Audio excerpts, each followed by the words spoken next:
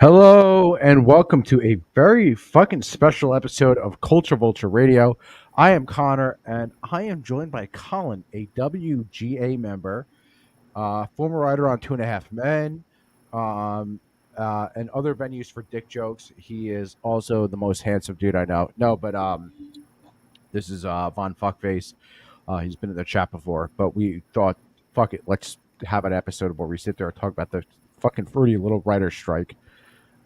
So what's up, dude? Well, hello.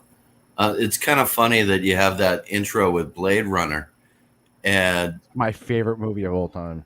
well, I was just thinking about all the synthetic beings in that film. And these are make-believe people. And that's really what the writer's strike is about right now is our movies and television and film and radio and everything. And it's going to be synthetic people, fake people. And that sci-fi is here. The sci-fi future is here. And that's a little creepy. So fuck it. We'll jump right into it. Do you ever think that this will ever go back to normalcy, or do you think that the AI is just going to keep pushing to the point where there is no more human actors, and if there are, they are just like, like big names, like like fucking Richard Gere. I can't think of actors for some reason, but do you think it's going to be big names, or do you think? Is Richard Gere still a big name? I guess he puts gerbils in his ass, so he might be. That, But do you think that this will ever go back to what it was? Like maybe AI will be here for a little bit, then be phased out, or do you think that uh, it's just going to take over? Like we won't have full on actors anymore. I think it's going to be a slow. I think it's going to be a slow roll. I mean, people are going to say, "Oh, well, I don't believe in this. I'm not going to watch movies like that." And the industry will kind of say, "No, we're not going to replace actors," but they really are. Slowly but surely, it's going to happen because it's an industry, it's a business, and if something is cheaper and increases profit margins and benefits shareholders, therefore CEOs, I think they're going to do it. Yeah, I agree. But do you think that at the end of the day, do you think the writing or the acting, the human element will uh be fucking drowned out within like the next 5 years? Let's say 5 years from now, do you think the human element will be gone? Well, I don't think the technology is quite there yet. I mean, in terms of writing, I I think you could probably do a Nickelodeon sitcom with nothing but AI. Yeah, but if you did a Nickelodeon sitcom with AI, who's gonna molest the kids? Because Dan Well, Schneider is not a fucking AI. well, I worked on a Nickelodeon sitcom, and Oh God, which one? Instant Mom. It had Tia Mowry on it, and God damn, Michael. whatever happened to the fucking Maori sisters?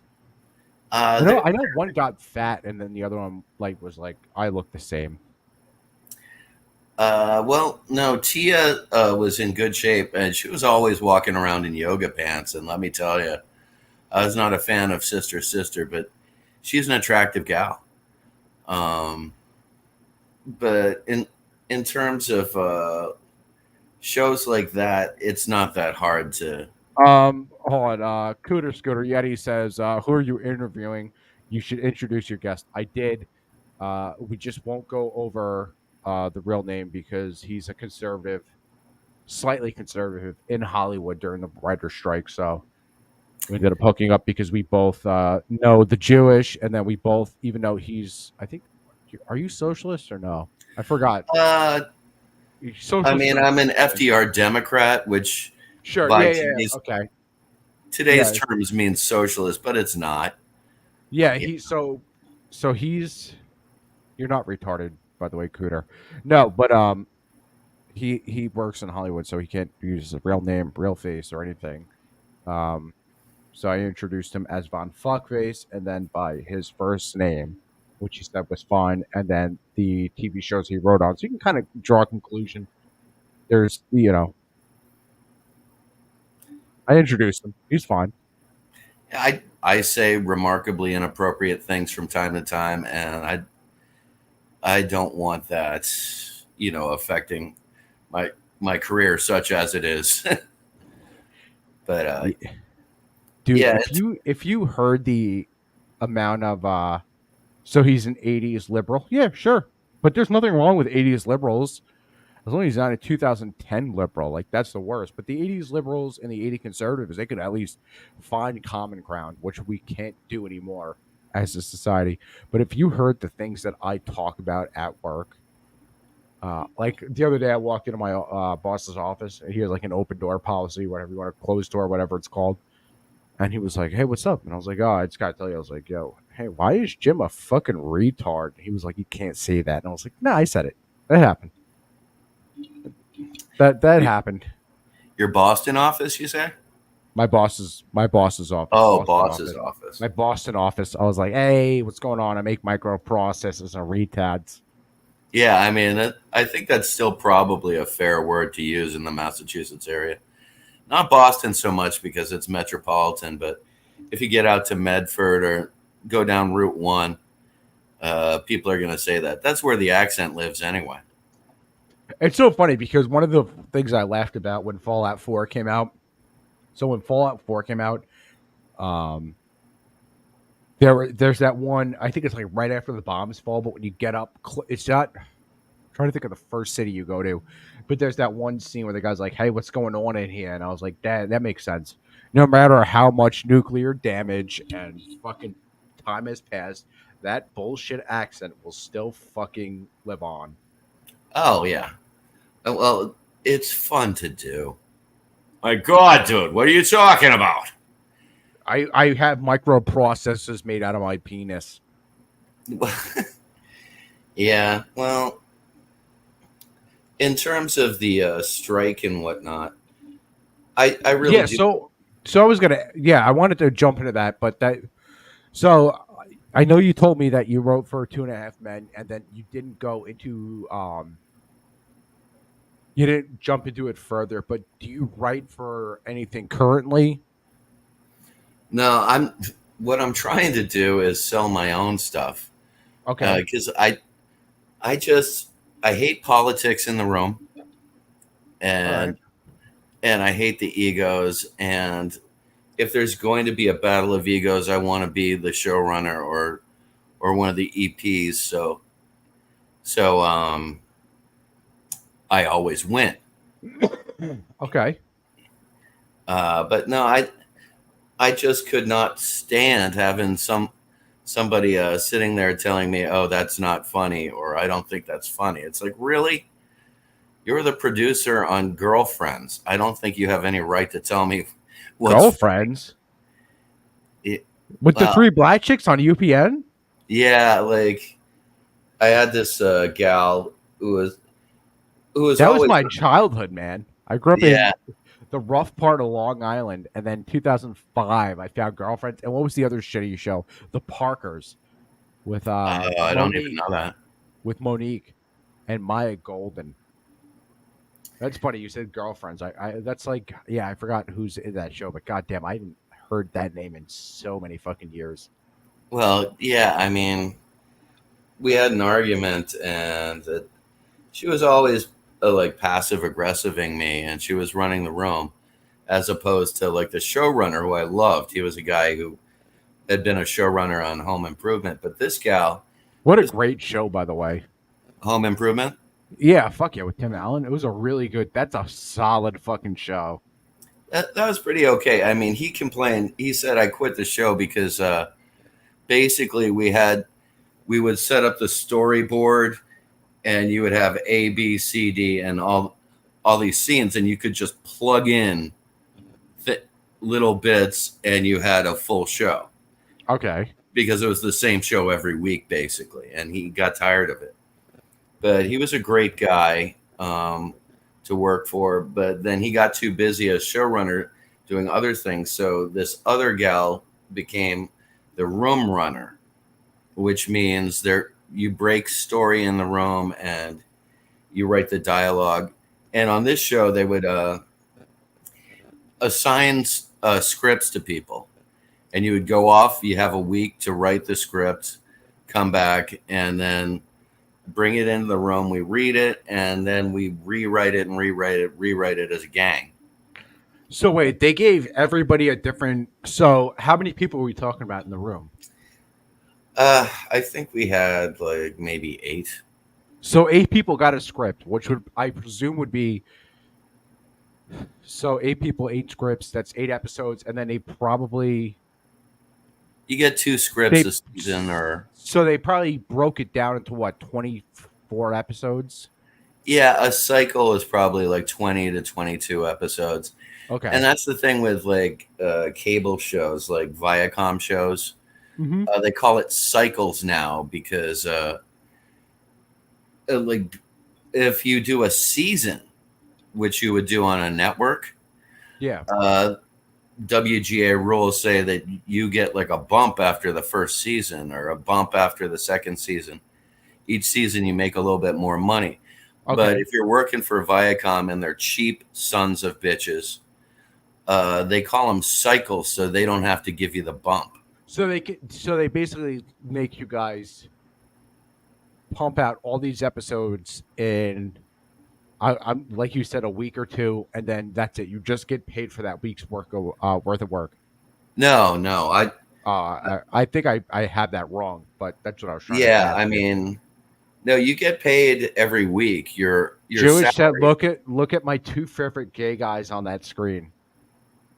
Thanks, Jewish. I'm not gay, and you know that. So, but I am your favorite gay guy, like Freddie Mercury. So, Oh yeah, I'm not gay either. It's just the picture. Uh, oh, but I don't know. so would they pay you for that lump sum to do those episodes, or What happens would is you you get get a paid per script they gave you?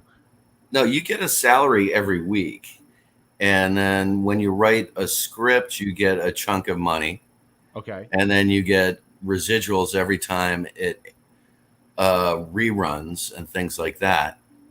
Okay. Um, and sometimes it's just like an insulting amount. You get these green envelopes from the WGA, and it can be like, oh yeah, it ran 3 times on the internet in France, so here's 89 cents. Oh, that's nice.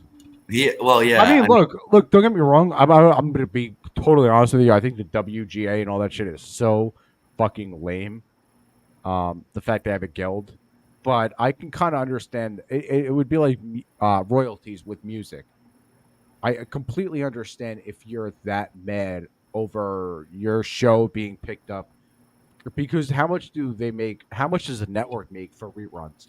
I look. I know. I know is Jerry Seinfeld and Larry David made close to $1 billion in 20 years with reruns and royalties and all that shit. I feel bad for you guys, you like the writers and stuff, because you guys get the shit end of the stick. well, Um, yeah, I mean, the thing is in Hollywood, every executive thinks, well, I know how to use a keyboard there, but therefore I could be a writer if I had the time. okay. And it's like, no, there's a little more to it than that, dude. Well, there's Um, a human aspect to writing yeah, because, like even shows I don't like not like for example, I'm not huge. I like the show like Supernatural, but I'm not one of those supernatural heads who watches it religiously. But it is very well written. The two dudes, what is it, Jared Podesky and Jensen Ackles, worst actors I've ever seen. But goddamn, if that writing for that show isn't as good as it is, so yeah. I don't really know that much about the drama end of things. It's like I'm a joke writer, and I know how to write a dialogue and whatnot, and make it natural and put emotions in it and all that stuff. But the thing that is mechanical is story. okay. you have to understand story structure, and there is a learning curve to that. You cannot teach someone to be funny. You No, just you just can't. I mean, there are I have I have done punch ups on scripts for people where you take their script that's not funny and you give them like 5 or 6 jokes for each line. Like, you could do this, you could do that, or whatever. And there are just some people writing comedy who are clearly story people. You're either story or you're a joke person. Very few are both. And I'm like, why did you choose to go into comedy if you can't be fucking funny? Um, I like just writing dick jokes. I like writing stuff just to be offensive, or not to be offensive, but to you get the mind moving. yeah. I I Okay, like I like get my favorite laugh is the one where they laugh and then they feel guilty as hell. for laughing. Yeah, yeah. To me, the perfect joke, one of the best jokes I ever heard, and I don't do like, 3 guys walk into a bar type jokes, but this guy Don Gavin, who's friends with Dennis Leary, was at the Dennis Leary roast, and he says a priest, a pedophile, and a rapist walk into a bar, and that was the first guy. That's my that's my favorite joke of all time. My favorite joke of all time is, you ever see the one with Jimmy Carr, the most offensive joke he ever wrote? Oh yeah, Yeah, for anybody who doesn't know, they asked him what's the most offensive joke he ever wrote, and he said, "If only Africa had more mosquito nets, then we could every year we can save millions of mosquitoes of dying needlessly of AIDS." yep. It's perfect. There's no fat in that joke. It's trimmed so well, dude. There was a couple of years I thought about getting into stand up comedy because I had that George Carlin approach to comedy where I'm not a good joke writer, but I am really good at just looking at life in a cynical standpoint. So like, it's like the other day I was thinking about it, like, because I saw this dude that he walked into my job and he had one arm, and I was like, Jesus Christ! I was like, give that guy a round of applause, except for that guy, he can't give a round of applause, and that's why he's miserable. But like, I had this whole, I'm not gonna like, I had this whole joke structure based off that. Um, But yeah, I just couldn't. I can't. I don't think I'm fun. I think I'm funny when I riff, but stand up, I'm probably not good at all. Well, it's a hard thing to do because I've done. Jewy said that she wants you to write her a Jewish comedy of how amazingly brilliant, funny, and she is.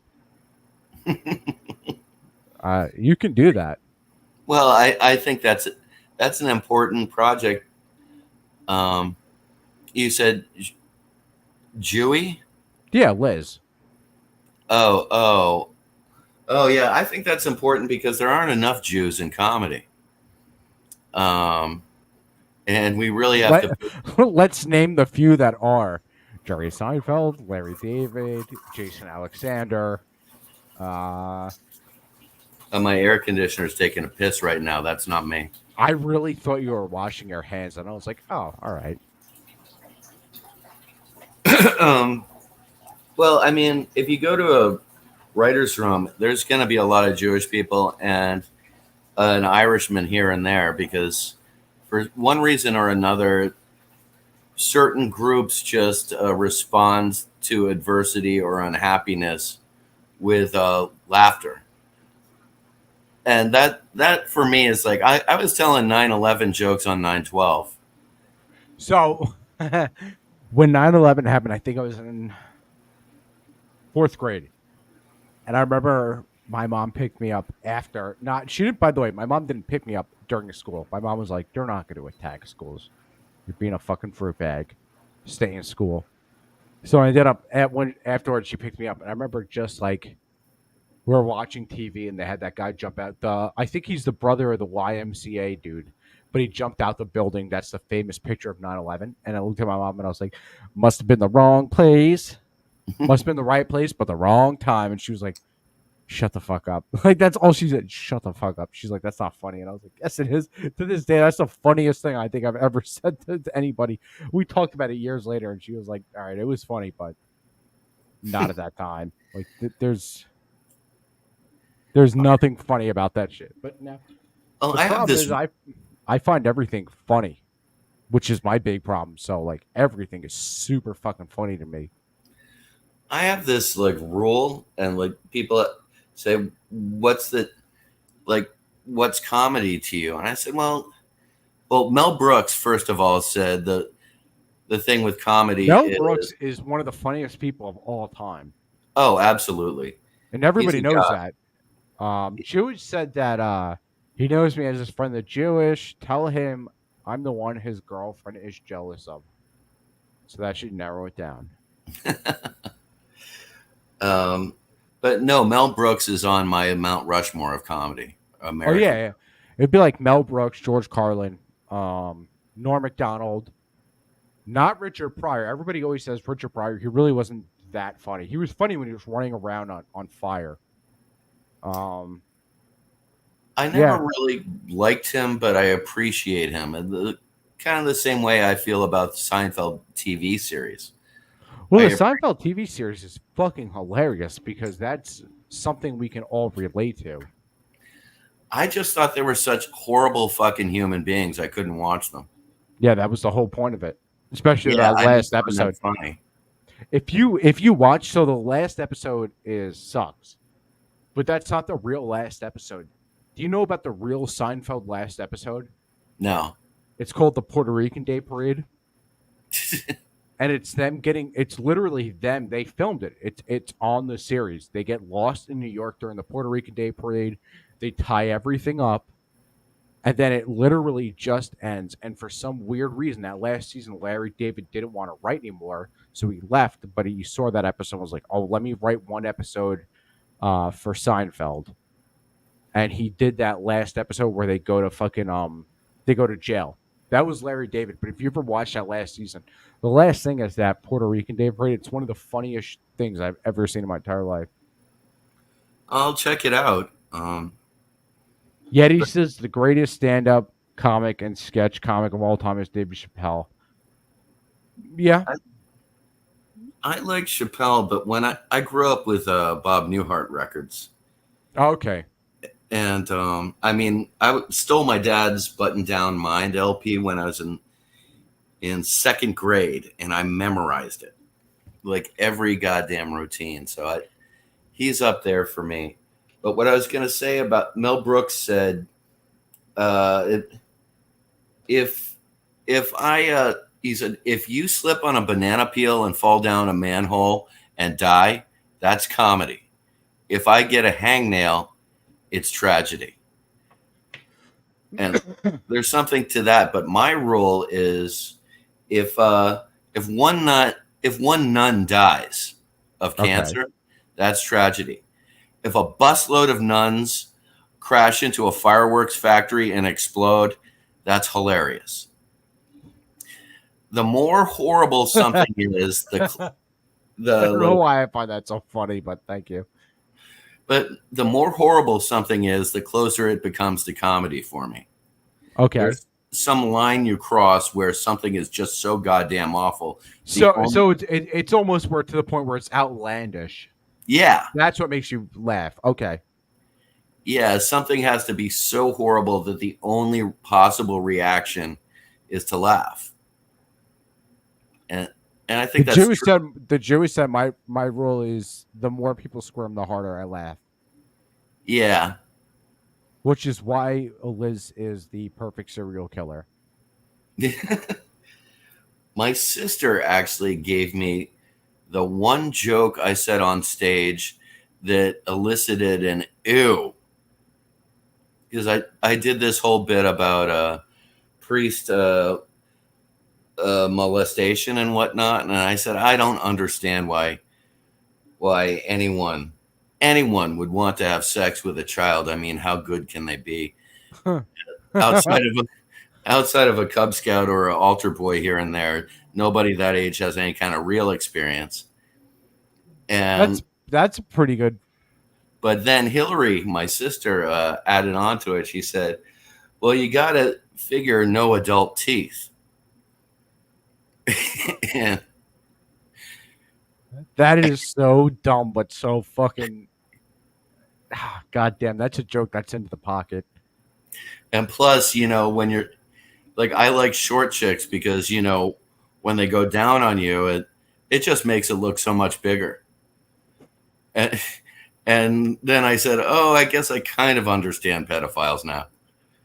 All right, that's a pretty good fucking joke. That's But a the pretty adult nice teeth fucking thing joke. was the thing that I like really grossed people out. And that was my first time on stage.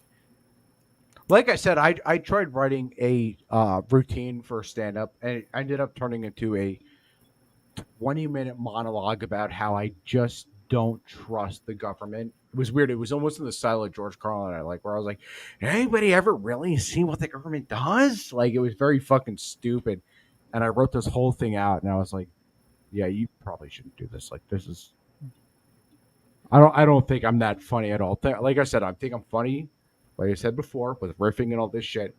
Stand up, I can write good shit. I'm just not good at delivery. But Well, the other thing that you said before was fucking hilarious. That pedophile joke was actually pretty fucking good. the thing is, like, I'm very monotone in my daily life, but you can't be that on stage unless you're Stephen Wright. So the Yeah, he's biggest, the only guy who could sit there and sleep during an entire movie and then come out within 2 seconds of the movie, like half baked, and be like, "Oh yeah, that wasn't my dog." Whatever he says, whatever he said in fucking Half Baked, he has that literal 2 lines after sleeping the entire movie and said it wasn't him. And the Cuban character was like, "Yo, I believe him. I don't think it was him." That line where he goes, "It's not me," it's the funniest shit I've ever fucking seen. and to bring it back, that's the kind of thing that you can't really, it's the kind of funny that you can't quantify or explain With to a AI. computer. Yeah. No algorithm is going to really understand what makes that funny. Well, going back to the question I had before, with do you think that AI is going to replace it? It's not about the human element. Um, I think the problem is I think that people are really fucking weird right now with what they find funny. And I think AI has that maybe neutral balance. I don't know how to word it. Um, Obviously, there's something to the human aspect, but what is Hollywood going to do with AI? And Well, I think, I think it's very weird what's going on right now because I have a movie trailer. I played it probably about 8 months ago or 5 months ago, and I want to show you it. It was done completely by AI, and I okay. want to get your take on this because I think this is very fucking. You don't understand this trailer is so crazy that it's almost it almost looks too real.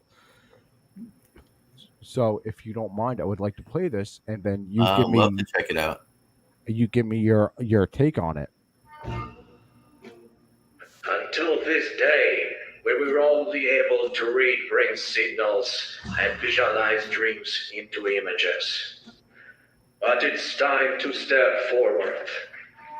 You have one new Obviously, message. you could tell it's AI These by the experiments accents. are dangerous for all of us. This is madness, blood everywhere, people around terribly screaming. If you get this message, stay away from this place.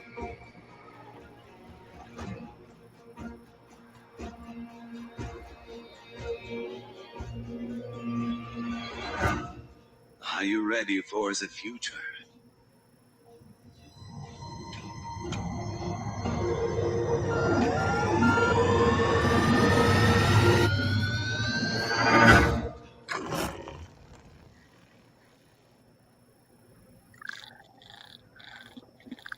This is not real.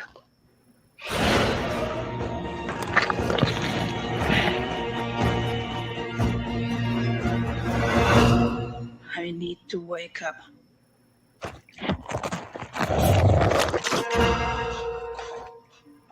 So this is a movie that's coming out. Really? Yeah. So this is by I forgot his name. I think he's a Russian dude. But was completely AI. The whole movie is AI, and it's crazy because like there's certain parts like when they talk and they have the accent, it sounds robotic. But then there's other parts where they're that scene where they're literally panning over the forest and they're driving, and you're like, all right, that's pretty good. But apparently they have this movie coming out and all the AI shit, whatever they couldn't get on screen, they just used After Effects for Adobe. So it's crazy because like this is good looking, but do you think that what I just showed you, will uh, or over encompass what people do, or do you think that there's still that human element that they need to see, or do you think that people don't care? Is what I'm I trying think to there's ask. going to be. Well, I can't tell from this. I don't know what the story is. It seems like a collection of images and words, but I don't know like who is the girl. She seems to be the protagonist. What's her arc? What's going on there? What is that creature about? I don't know what the story is, so I can't really say. But do you think that the AI will eventually ruin that human element, or do you think the human element will always be there or always wanted? Well, it really depends on how fucking stupid the public gets and how like Public is pretty fucking stupid. how apathetic. I don't think people are stupid. I think they're apathetic. I think they're tied up in their own fucking bullshit and they're like, oh, I'm just gonna go and kill 2 hours. But in terms of this, I hope not. I hope that people start rejecting it. Start saying we need some sort of connection there. Were you weirded out by the AI that they introduced for that Han Solo story with what's his name? Who's the dude who's dead? He played Grand Moff Tarkin, Peter something. Were you weirded out by that when they brought him back for that scene through AI? Yeah. Or is that fine if they do just cameos?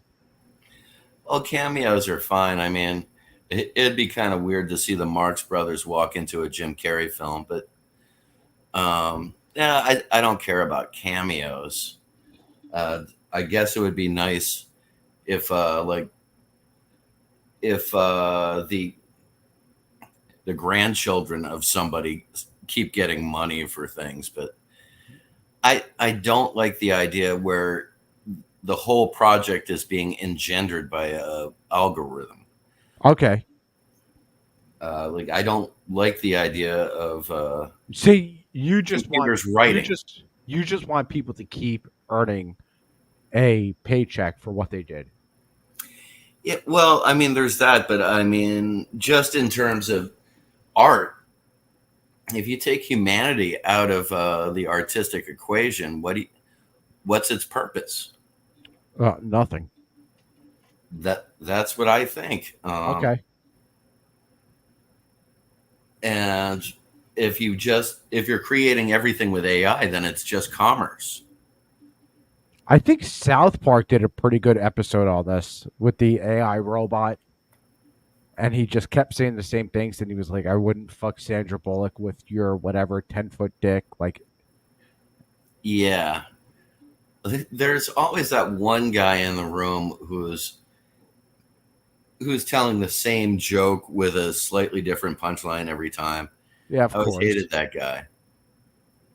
It's Yeah, like, that's how I was when I was trying to write the comedy thing I wanted to do. Because, like I said, I want to do that stand up thing. But then I realized I was just writing or rewriting George Carlin and Louis C.K.'s style. It wasn't their jokes, but the style was so in their thing. And I was like, yeah, don't do that. Don't do it live. Like, This is fucking really dumb.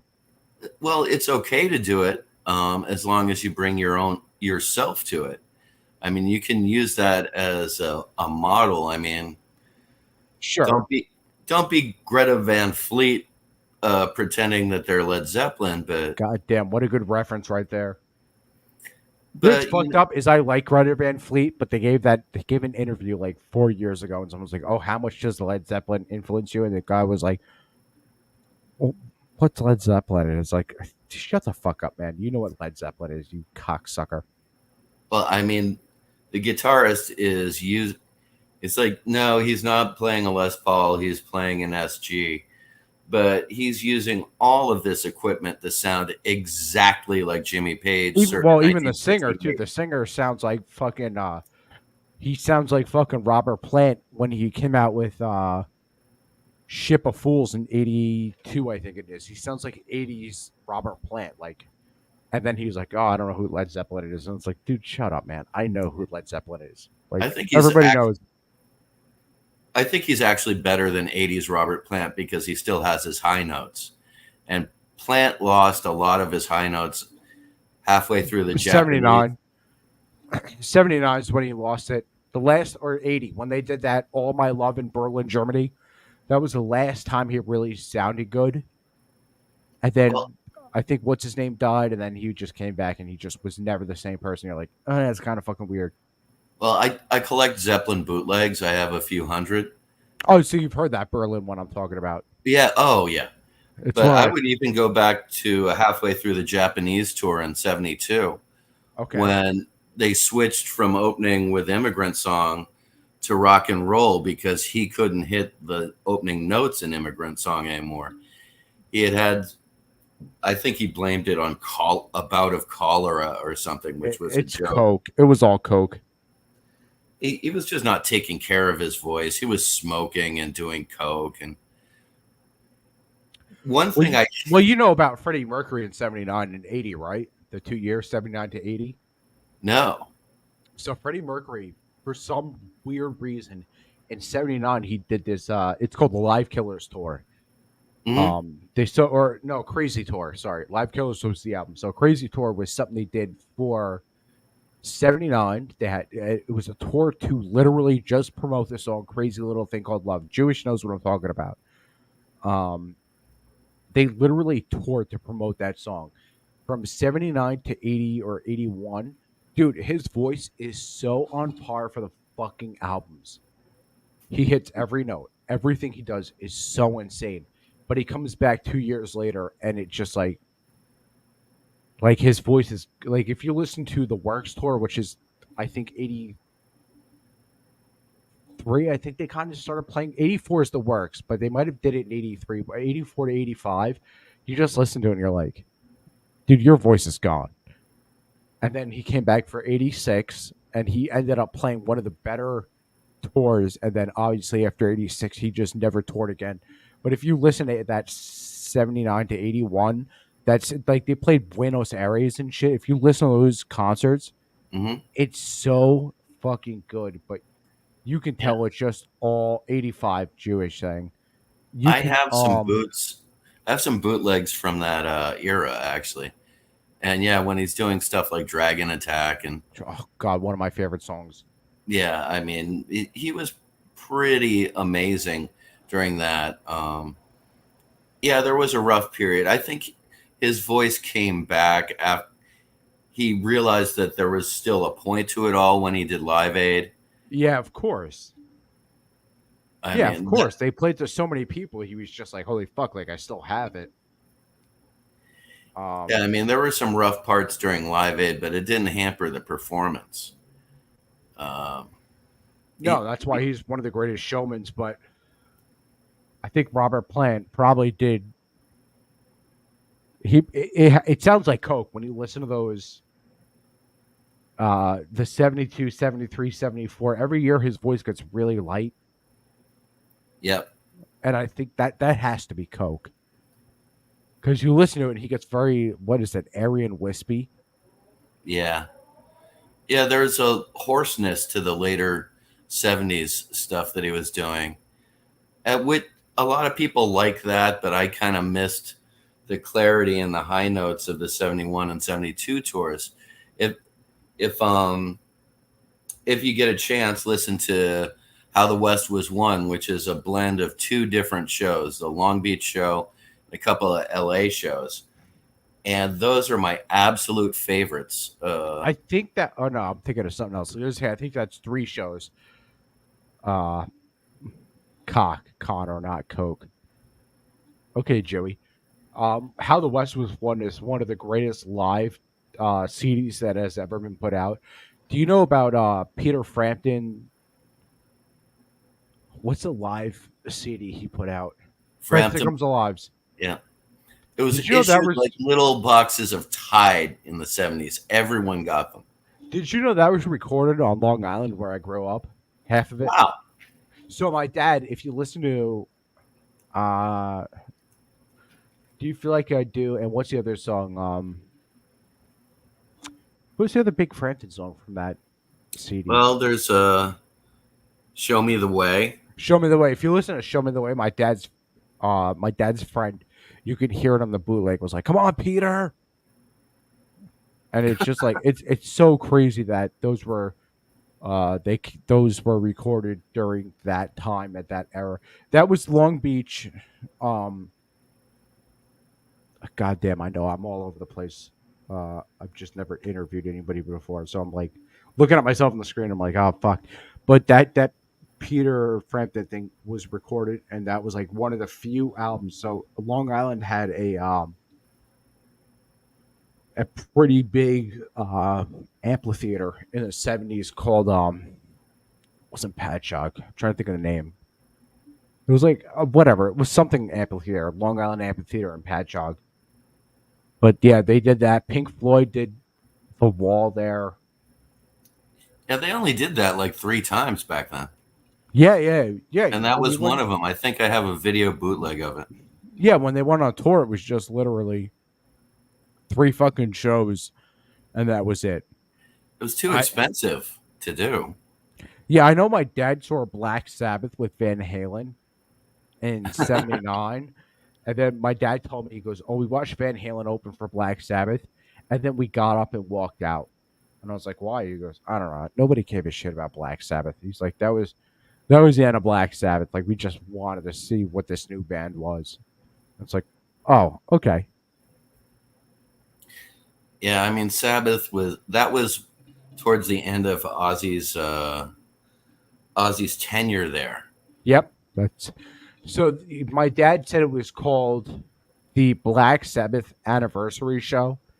It was 10 years. And then my dad hates Dio, but my dad said he saw a concert years ago called Black and Blue. Black and Blue was Ronnie James Dio Black Sabbath with Blue Oyster Cult. Yes, and I told him about that, and he's like, "I've never seen Dio live," and I was like, "No, you did," and he's like, "No, I'd never seen it," but then he's like, "Yeah, I saw Black and Blue. I was just blackout drunk," and I was like, "Well, then you saw Dio." Yeah, I'm kind of a heretic in that I actually prefer the Dio years. Yeah, I'm not. I don't think it's heretical, but like there are certain things about the Dio. Dude, I love the Tony Martin era. If you've ever listened to Tony Martin's Black Sabbath, when he does Eternal Idol and then Yeah, I was about to say Fire, that was it. Yeah. It's one of the better Black Sabbath albums of all time. I saw the Seventh Star tour with Ray Gillen singing.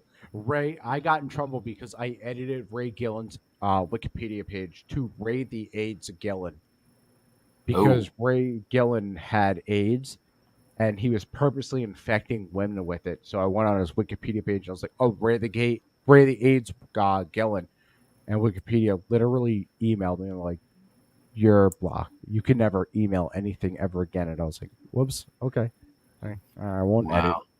That's one of the few jokes I put in a script that I workshopped, and people are like, "You cannot say that." I wrote a Family Guy episode, and I did this little bit where it was like, "Oh, it's like that time." It was like that time I was on Will and Grace or something, and you do a cutaway, and Jack McFarlane's just abusing Will over and over. You're saying you're fat, you're balding, all this stuff, and then Will just says, "You have AIDS." And they wouldn't allow that? Well, now the people in the workshop are like, "Don't do that." That would have been great. Well, Have you seen the shit they talk about on Family Guy? yeah, I know. It got more and more and more. I met Seth one time. Like we were backstage at Jimmy Kimmel, and there was a full bar, and they got foosball tables and arcade games and all that stuff. And I was talking with him, and he looks like Bob's Big Boy. He looks like a cartoon character in real life. Oh, okay. Like, you know, How was he in person, though? he was a nice guy. He really was. And I was going up for a meeting on American Dad, which was just coming out. Okay. So And 2005. around there.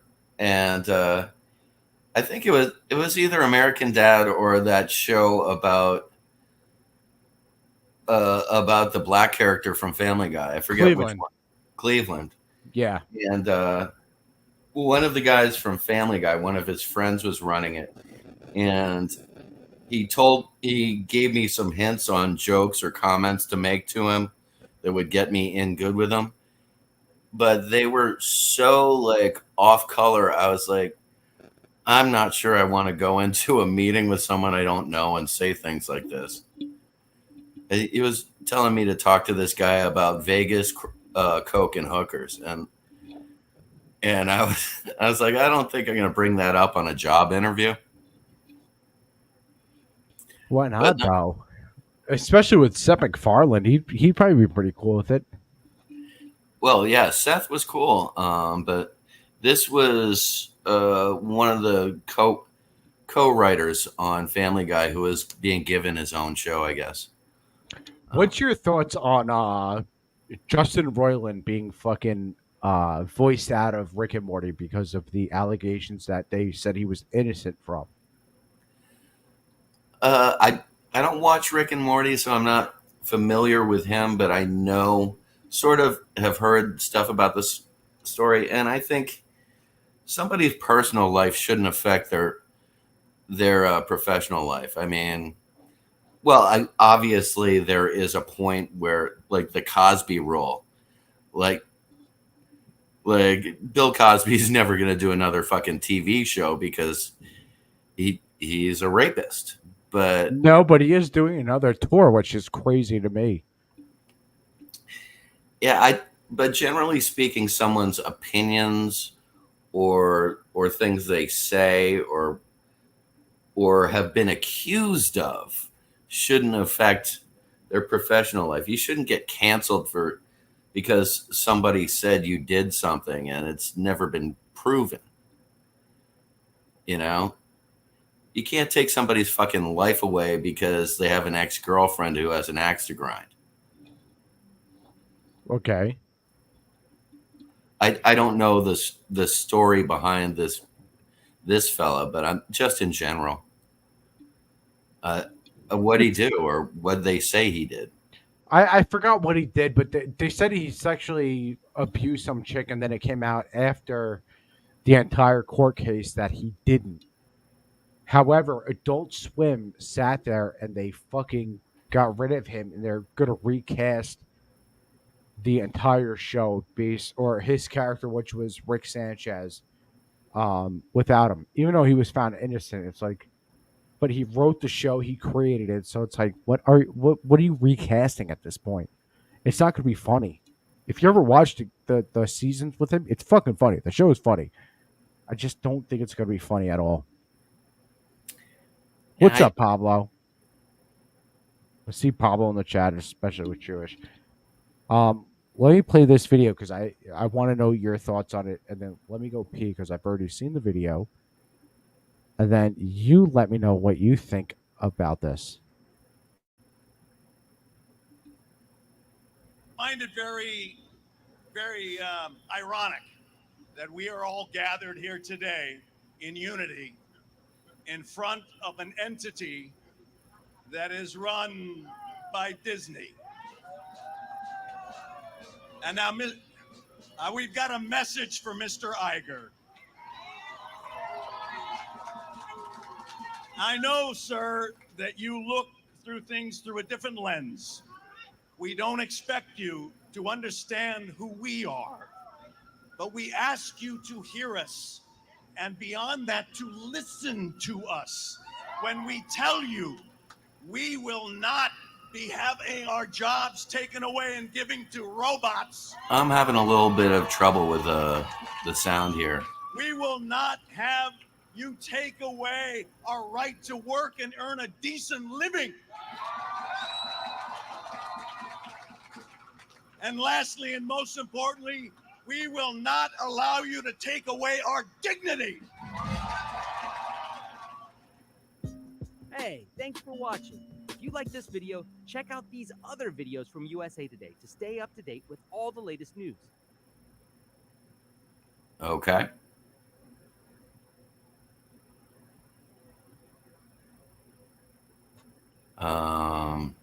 Thanks, sir. The chair yields to Ms. Hageman for 5 minutes. Thank you. The First Amendment to the United States Constitution rests on the principle that no person or institution, including the government, has a monopoly on the truth, and that viewpoint-based suppression of speech by the government is dangerous and may even spell the death of a constitutional republic. Under the First Amendment, the government has no power to restrict expression because of its message, its ideas, its subject matter, or its content. As the Supreme Court has explained, if there is any fixed star in our constitutional constellation, it is that no official, high or petty, can prescribe what shall be orthodox in politics, nationalism, religion, or other matters of opinion. Labeling speech misinformation does not strip it of its First Amendment protection. That is so even if the speech is untrue, as some false statements are inevitable if there is to be an open and vigorous expression of views in public and private conversation. In refusing to carve out a First Amendment exception for false speech, the framers of our Constitution Whoops, that's my fault. I ended up I had to go to the bathroom, and then my wife wanted another blanket, and obviously your wife gets everything. But how do you feel that Bryan Cranston is coming out and trying to? It's obviously he's stealing the show. Like we're not dumb, because he's a millionaire. But how do you, as a writer, how do you feel knowing that Bryan Cranston or somebody like Bryan Cranston can come out and just sit there and give a speech about something he doesn't give a flying shit about and steal the spotlight? Do you get weirded out by that? Is that something that bothers you? Well, only because if let's say I was a musician, right? Like my thing is let's say I'm Kiss, I'm Paul Stanley, and I'm like, damn, I really love playing from 81 to 87. And then Peter Criss comes out of nowhere and he's like, yeah, this is fucking great. It's like, you weren't in Kiss at that time. What has Bryan Cranston really done except for shitty Netflix movies? Malcolm in the Middle, which is a great show, by the way, and Breaking Bad. And then all of a sudden he's coming out and he's trying to stand up for these fucking creators. Does that not offend you that some fucking rich piece of shit comes out and he's trying to stand up for the little guys? I'm sorry. I just came back from having a piss and I feel I'm on fire right now. But does that not? I got a second wind. But does that not fucking bother you that some dude will come out and he's just like, "Hey, we should, let's fucking help the little guys." And it's like, yeah, but what are you doing? What is Bryan Cranston doing? He's not doing anything. He's just sitting at home collecting a check. It's the same thing every year with these. It's like every year that, what's her name? AOC. AOC's like, oh, we need to stand up for the little guy. It's like, yeah, but what are you doing? What are you doing? Because you're not doing what I'm doing. Well, I think in Cranston's case, it's a little bit different because he didn't make it until he was middle aged. Yeah, he was like 40. Malcolm in the Middle, by the way, people don't understand. Malcolm in the Middle, he was already 40 or 35. Yeah, I love guys like that who like hit their stride when they're in their 40s, 50s, 60s. I mean, Well, that's why I love Queen, because a lot of people don't know, but Queen only made it famous when they were 30 years old. it When took me, Bohemian Rhapsody came out, Freddie Mercury was already 29 years old. And he literally just had 10 years of fame followed by AIDS. But how do you feel hearing guys like Bryan Cranston talk about how they need to, or how writers or whatever the studios need to give little guys um, more money, but he's not taking a pay cut? And the only reason I'm asking this is because Bryan Cranston literally only gets money because of the little guys. well, I think in terms of him, he does a lot of projects because he actually cares about the writing and cares about the quality of the story. He's a different sort of guy, but I mean, if it was, some quote unquote star or something, I would have a problem with it because it would just be them hogging the spotlight. I don't think that's what he's doing here. I think he actually cares about it, and that's part of the reason that SAG is involved. But we have the same concerns as the Actors Guild. Okay. Right now, our concerns are aligned. My fear is that, like most times, the actors are going to get what they want and the writers are not. Because, well, we're the lowest men on the totem pole. Everybody thinks I can type, then I can be a writer. And that's why writers always get the short end of the stick. They have no fucking power. That's what Liz is saying. It's funny. As you're saying that, that's what Liz wrote in the chat. He can care less if the writers or actors are not earning enough money. I think he actually does. I respect the guy, but there are a lot Oh, someone's phone's cutting of out. people I don't respect. Sorry, your phone was Pardon me? cutting out. Your phone was cutting out. Oh, my phone? Yeah, you're good now, but I'm for a second talking it was through. cutting out. Well, I'm talking through the computer. Oh, But, it was cutting out for 2 seconds. No, the joke is, did you hear about the Polish actress? She fucked the writer. No. And that's like just a truism in a very off-color way. I didn't hear that, but now I wish I heard it when you said it. That sucks that the phone or your computer cut out. What about did you see Fran Drescher's speech about how America relies on Hollywood or no? I did not, but I think for a long period, Hollywood was the only thing that anybody across the world liked about us. Okay. I mean, America's biggest export in a lot of ways is culture. Well, now that's been overtaken by war, but yeah. Hell yes, it has. By the way, I just want to state for the fact that Fran Drescher being 70 is hot as shit. Yeah, she has a really good surgeon. There are certain people like Raquel Welch was like fucking hot like at 80, which is the creepiest fucking thing I've ever heard. Yeah, she was super hot. But this is what she said.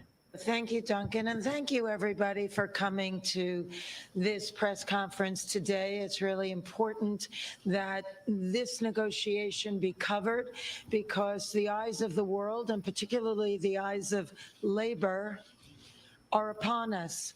What happens here is important because what's happening to us is happening across all fields of labor by means of when employers make Wall Street and greed their priority, and they forget about the essential contributors that make the machine run.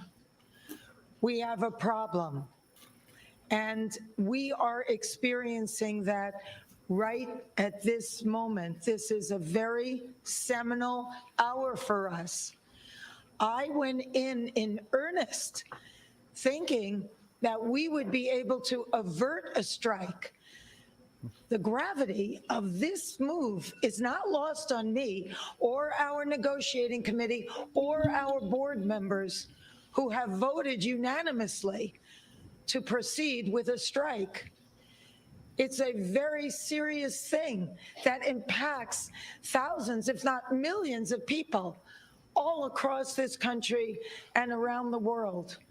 Not only members of this union, but people who work in other industries that service the people that work in this industry.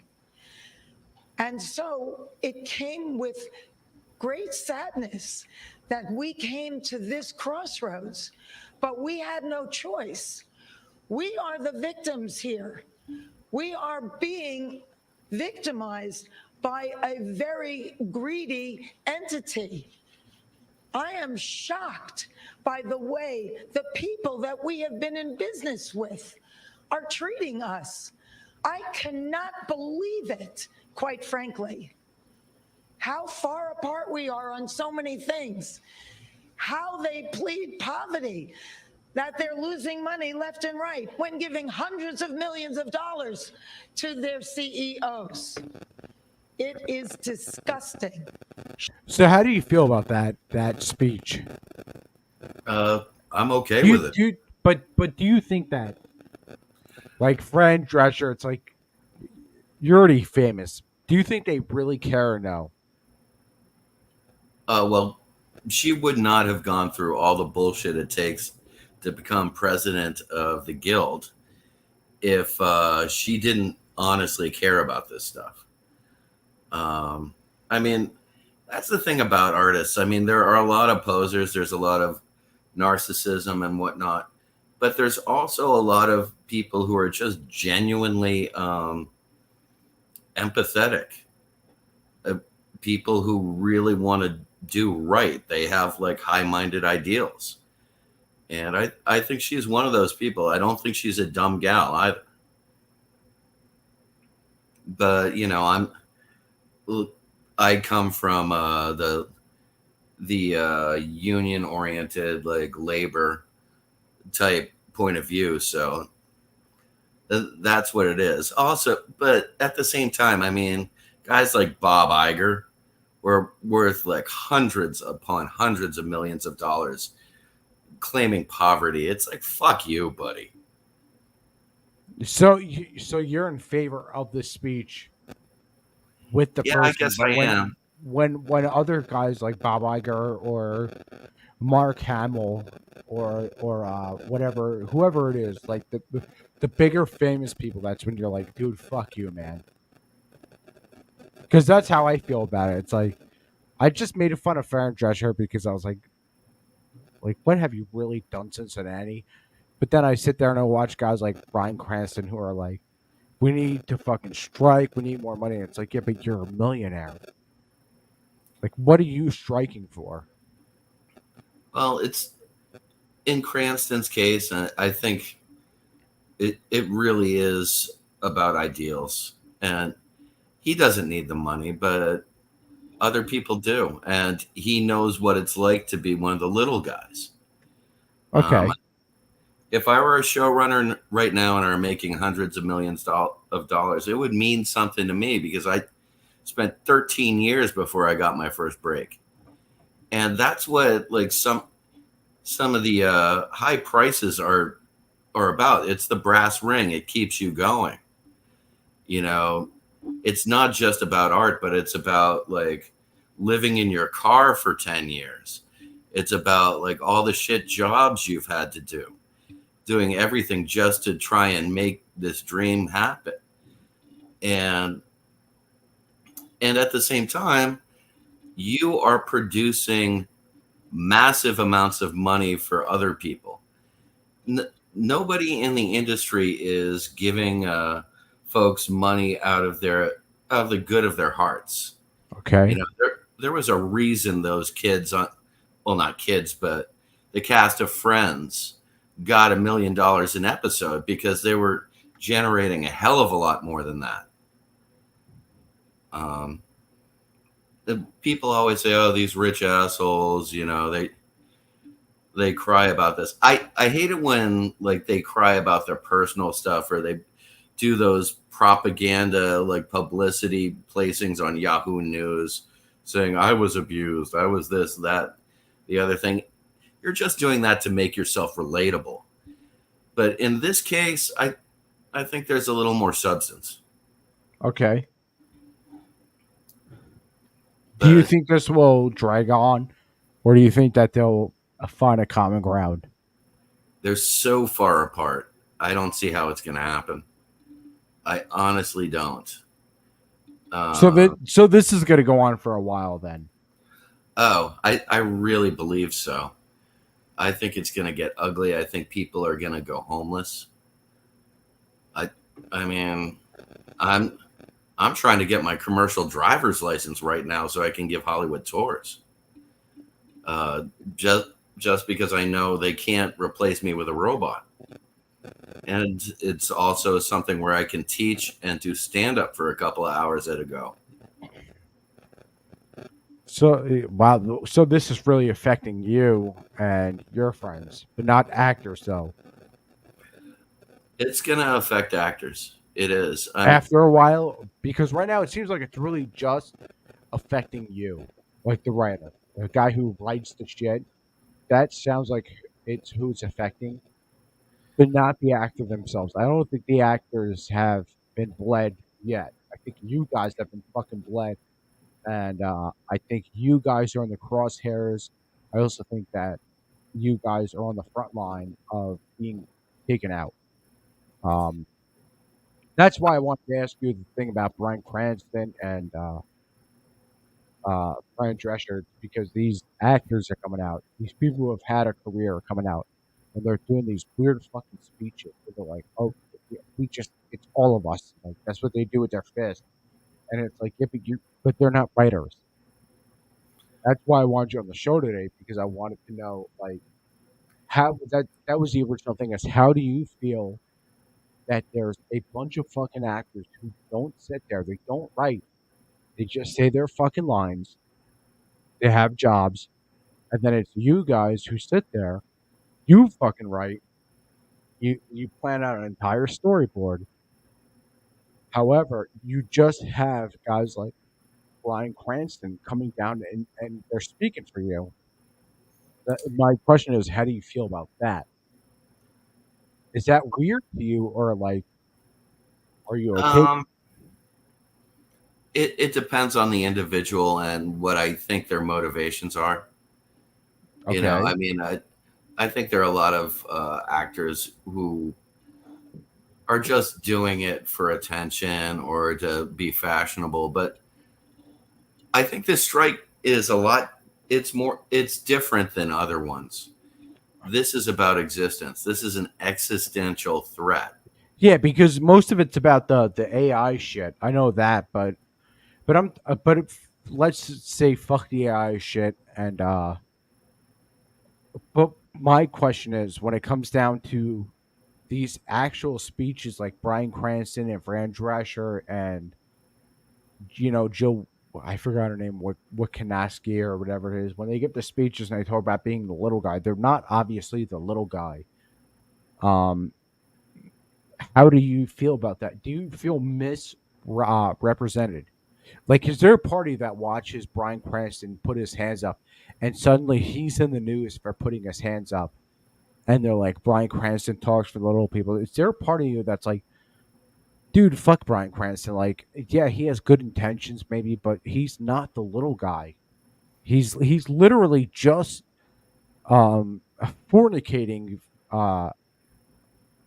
or whatever it is with what we've been talking about, and he's just on TV. Like, do you feel as a writer, do you feel misrepresented when you watch these guys talk? Um, Sometimes, but I think what it is that there people are going to pay more attention to this Because of issue. the actors.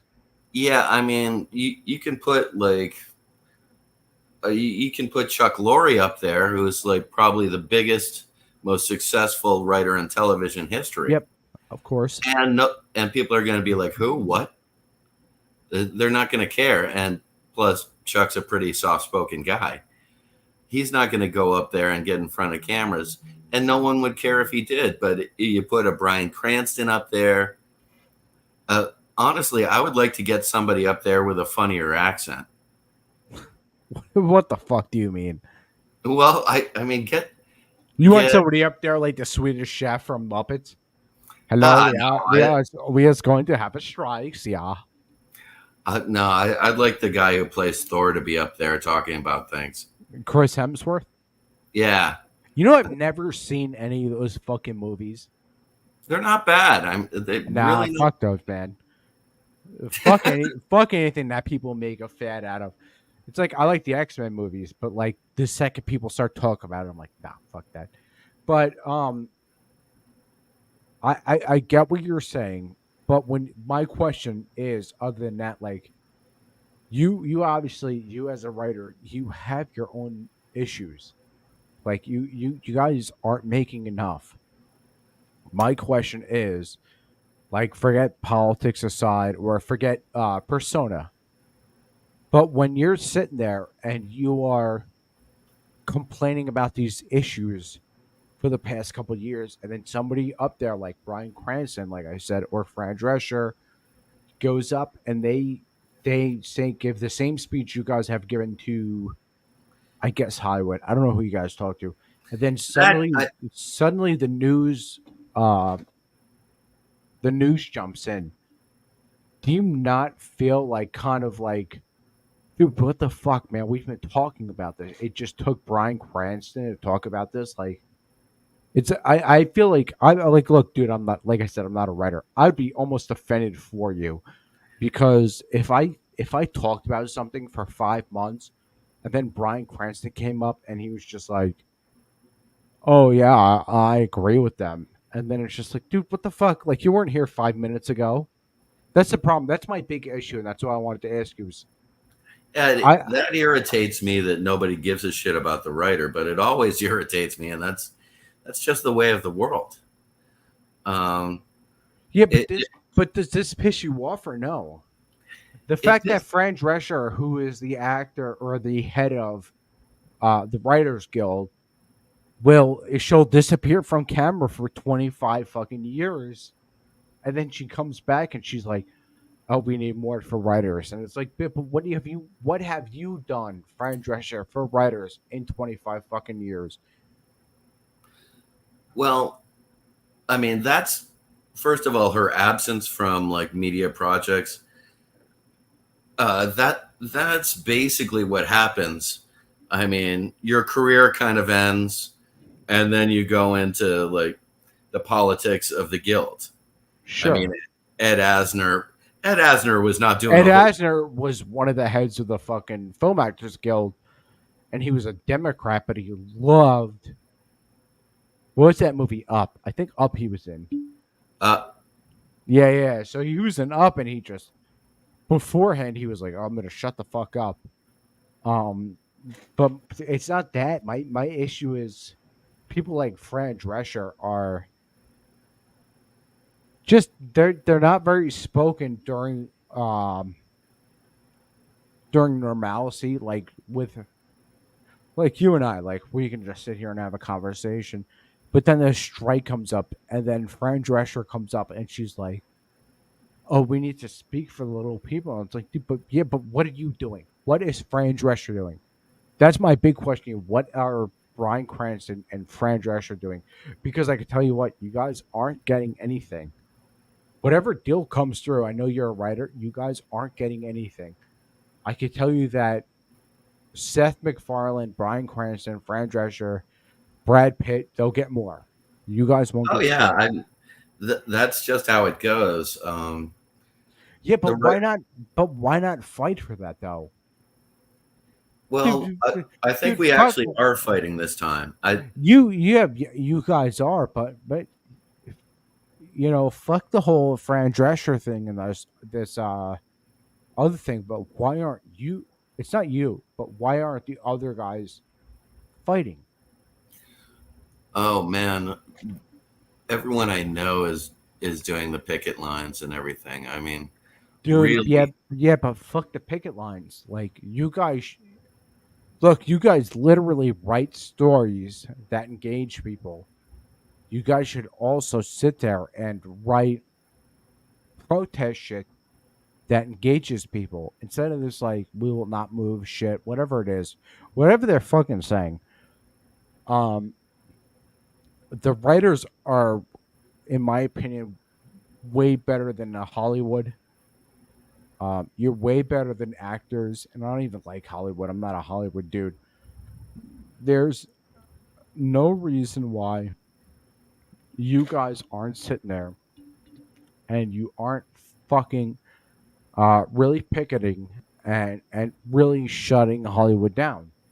Not this fucking fruity fucking uh picket shit that's going on now, but like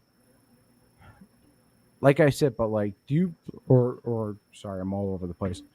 Um I get where you're coming from, but when you see other people picketing and protesting, like, do you feel that there is more that you can do, or do you want to do more? Well, I always want to do more, but I don't know what else we can do other than right now. I think it's important to boycott Netflix Okay. because they're advertising for AI people and whatnot, saying we want to have AI in all aspects of our production and I just it was like a shot across the bow. It was saying we're going to replace all of you motherfuckers. Okay. And no, shut Netflix down. I want people to cancel their subscriptions. I want people to be vocal about how much Netflix sucks. Um, I I honestly don't have a problem with people bit torrenting and doing whatever they can to get their entertainment from other streaming outlets, whether it's free, illegal, or whatever. If you're talking about IPTV and things where you pay like $10 a month and you get 10,000 channels, go for it. You want a 24-hour channel of, Julian Sands or whatnot, they have it. Um, go for that stuff. Whatever it is to make things uncomfortable for Netflix, good. Just make sure that you are very clear about why you're doing it. I want there to Okay. be like Netflix sucks t-shirt campaigns, bumper stickers, fuck Netflix. Like, honestly, I'm serious about that, and to I'm hoping Amazon is going to come out and say we are not going to follow their example. They will though. Yeah, they will. Unfortunately, I suspect that's where it's going to be headed, because if you're making money for shareholders and you're like keeping the bottom line low, they're happy, which means CEOs are happy because shareholders hold the purse strings and for CEO salaries and whatnot. That's why those guys' salaries have gone up over 1,000% over the past few decades, while everybody else's has stagnated. The social contract is dead. And I think in a way that's what Fran was talking about. But Maybe, let maybe, me but fall off my soapbox. I'm sorry. no, maybe, but maybe I just get mad when these big Hollywood people come out and like I said, with Brian Cranston, they just give speeches, and they're like, "I'll work for the little people." It's like, dude, fuck you, man. No, you're not. That was my thing. That was the whole. It's funny because that was the whole point of this episode was to ask you your opinion, and it kind of figures out that we are different, but we're the same. And then when I'm Hollywood kind of comes in, it's past like, that. I oh, know what you're talking about, like that sort of anger. It's like, who the fuck are you to say this, and all that stuff. To like Bryan Cranston, who's Mr. Big Shot coming in to be the big white savior for all of us. I get what you're saying, but I'm kind of past that. Because I'm like anybody who can help. It's all hands on deck. yeah, of course. I just get weirded out when guys, like I said, guys like Bryan Cranston, who are multimillionaires, like we have to stand up for the little guy, and it's like, yeah, but when's the last time you did? That's my big question. That's the whole thing. It's like, when's the last time guys like you did? But then he never says it. He just does his fruity little speech, and he's like, "Hey, like, we need to stick up for Hollywood." It's like, yeah, but when's the last time you stuck up for Hollywood? This has nothing to do with the writers. I think the writers are fucking innocent, in this situation. But then you have guys who are like Bryan Cranston, Fran Drescher, who are coming on writers' behest, and they just literally sit there. The funniest thing is they sit there from their $30 million mansions, and they try to tell you how bad it is for the writer. And it's like, yeah, but you're in a $30 million mansion. Like, what the fuck are you doing? And it's like, oh, well, it's not about what I'm doing. It's about the movement. It's like, but is this movement going to help, or yeah, like, is this movement going to help, or are you guys dead in the fucking water? Are you dead in the water as a fucking Hollywood writer? Like, do you think this will ever seriously get better, or do you think that you'll be writing the same thing for like the next 20 years? Well, I mean, to be perfectly honest, I hope I'm writing in any capacity. No, I not can't. no. I don't you don't have to say that. But I'm saying, like, would you rather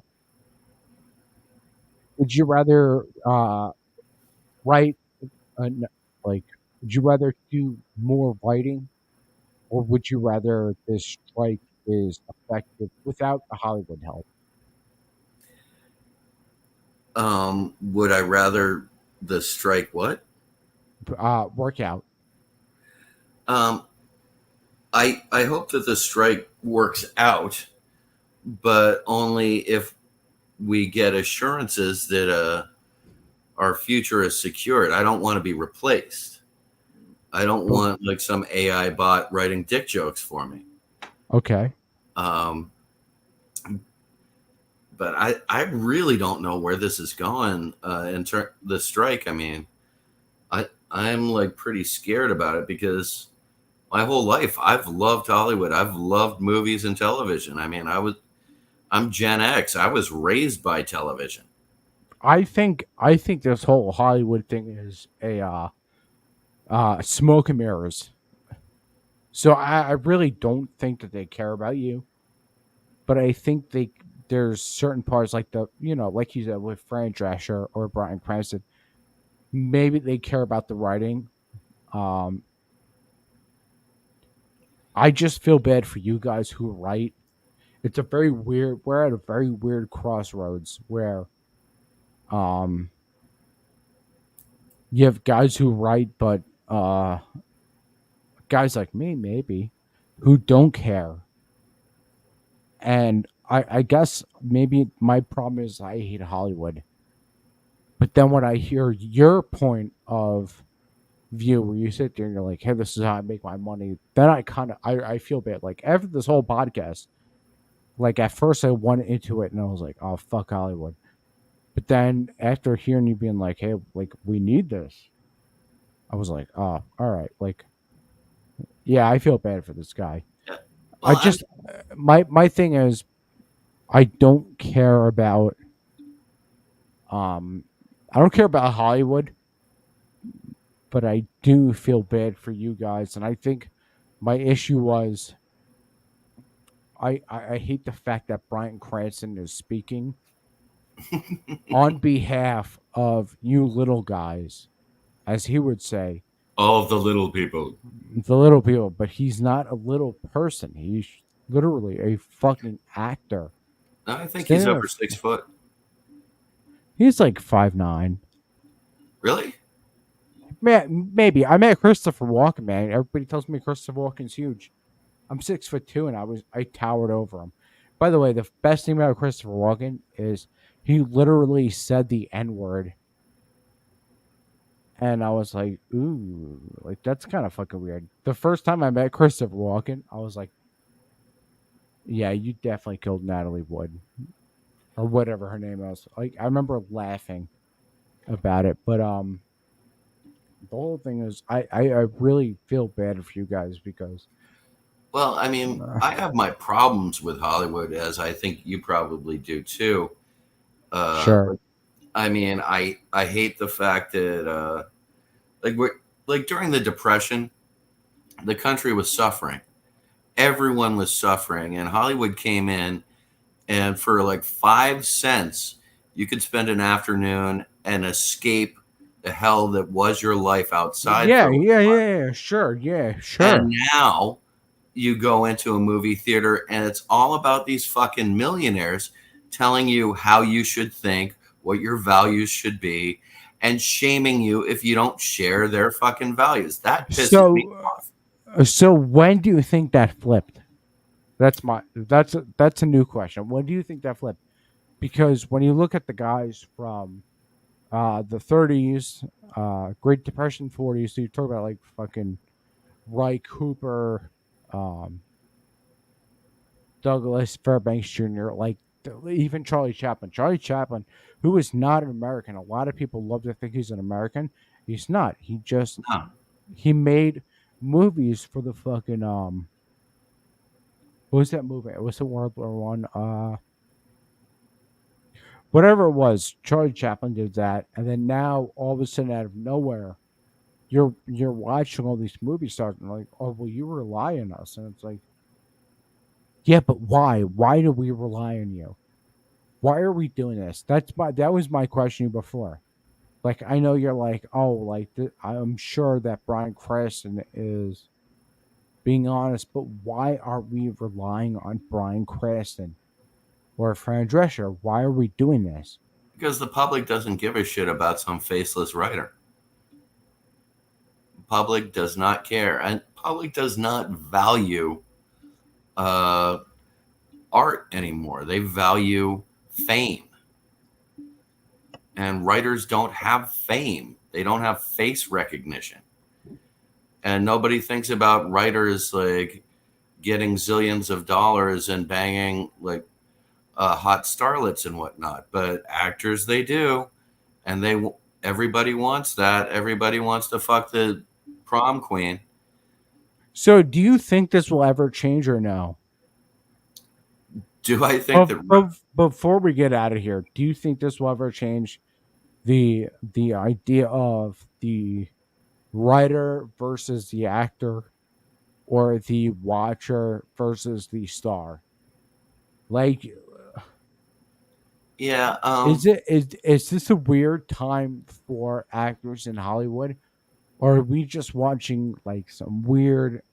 Are we just watching some? I don't know how to say it, but I don't know. Like, are we just watching some weird evolutionary phase of Hollywood? well, I think we're like watching in real time on so many different fronts the decline of the American empire. Yeah, I agree with you. Empires last about 250 years on average, and Unless you're Rome. well, unless you're wealthy, yeah. No, I said Rome, not wealthy. Rome. Unless you're what? Rome. Oh, yeah. Rome. Well, Rome. Yeah, Rome Rome. last. Rome was like 2,000 years, I think. Dude, we're so done. Before we get out of here, because like I have to get out of here soon. Before we get out of here, the Empire of America is gone. It's over. That was the whole point of this whole podcast I did, is making fun of America. Yeah, I think we're in the death throes. I really do. Like alligators or no? Like, that's the death roll. Death rolls. I thought that's what you said. No, death throw. Death row. Okay. THROE, I believe it is. But yeah, I can't spell, man. I'm from fucking New York. Don't do that to me. But no, I think it's like the last shakes of a dying body. Empire, like a dying sun. Yeah, whatever you want to call it. I think we're about done, and unless we turn some stuff around, but that's not going to happen.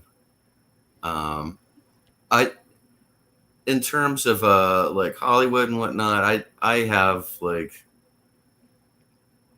hopes for things, but not much, because we're no longer interested in entertaining people or giving them escape.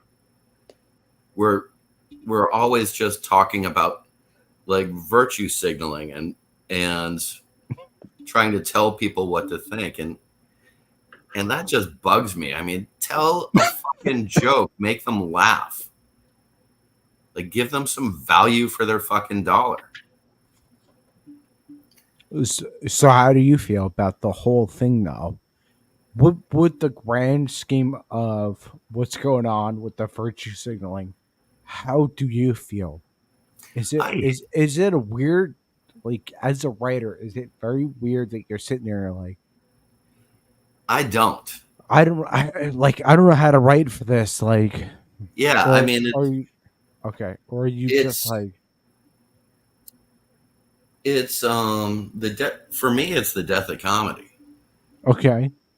Because you can't say this, you can't say that, and if you look like this, or if you're from this group, you can't say that, and because people already have assumptions about who you are or what you think. And like, I'm a blonde guy with blue-green eyes, and I'm middle-aged. They're gonna think, oh well, he's part of the problem, whatever it is. So I can't make off-color jokes because they just assume I'm like some sort of closet Nazi or something. And wait, you aren't? No. But, I mean, that's the thing in writers' rooms. There's a law in California that says all speech in a writer's room is unactionable. You can't sue someone over something they say in a writer's room because it has to be an absolute free-for-all, free exchange of thoughts. And I just wish we had that rule in our culture. This country is based on freedom of speech. Why the fuck can't we have it? Practice it. If I want to make a joke about the benefits of kids not having adult teeth, I should be able to, you know? Yeah, but we can't do that. No, you can't do a lot of things.